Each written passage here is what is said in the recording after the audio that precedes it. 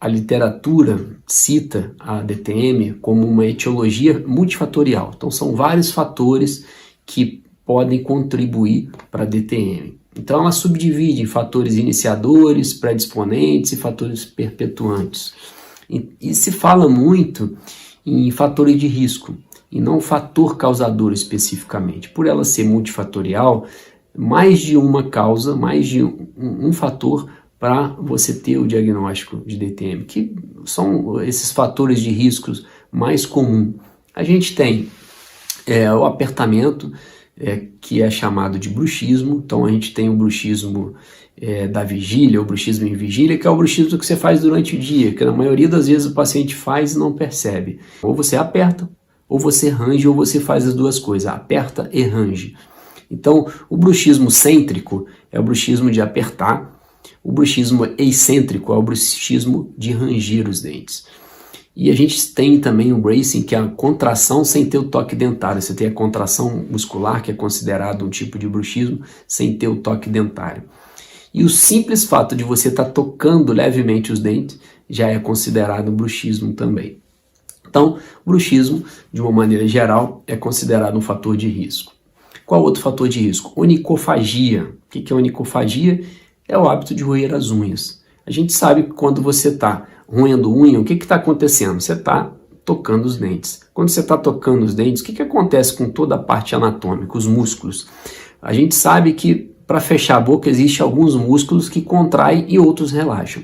Então esses músculos que estão contraídos no momento do fechamento de boca, então por exemplo, você está roendo unha, você está fazendo esse movimento, abre e fecha, que é um movimento parafuncional, além da função que você deveria exercer somente no momento da mastigação.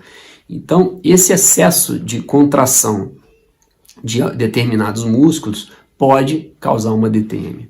Além disso, estresse, ansiedade, depressão, toda essa somatização de todos esses fatores.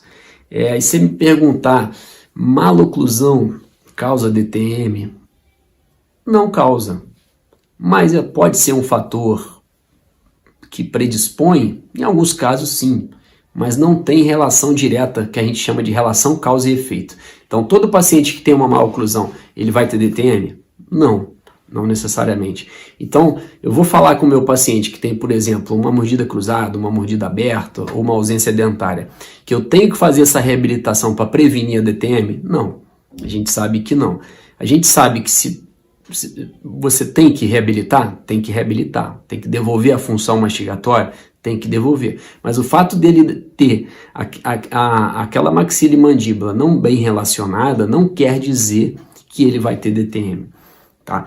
Então existem controvérsias, mas a gente sabe que os estudos estão mais do que embasados na literatura, que essa relação causa e efeito de DTM, uma oclusão, ela não existe. Ou seja, é um fator que predispõe? Sim, mas não tem relação direta de causa e efeito. Todo paciente que tem uma maloclusão vai ter DTM? Não vai ter. Tá?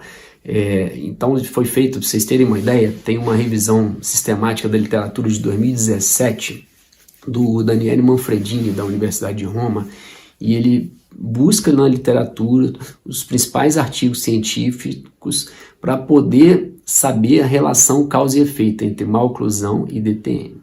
Então, a maioria dos artigos mostram que realmente você não tem essa relação causa e efeito e que os profissionais deveriam se atentar para outros fatores que não sejam a maloclusão. Agora, você não pode deixar, nós somos dentistas, a gente tem uma maloclusão, tem que ser resolvida? Tem. Você só tem que se atentar a esse detalhe, para não dizer exatamente, eu vou corrigir essa mordida, por exemplo, cruzada ou aberta, e eu vou resolver o problema da DTM. Não é por aí.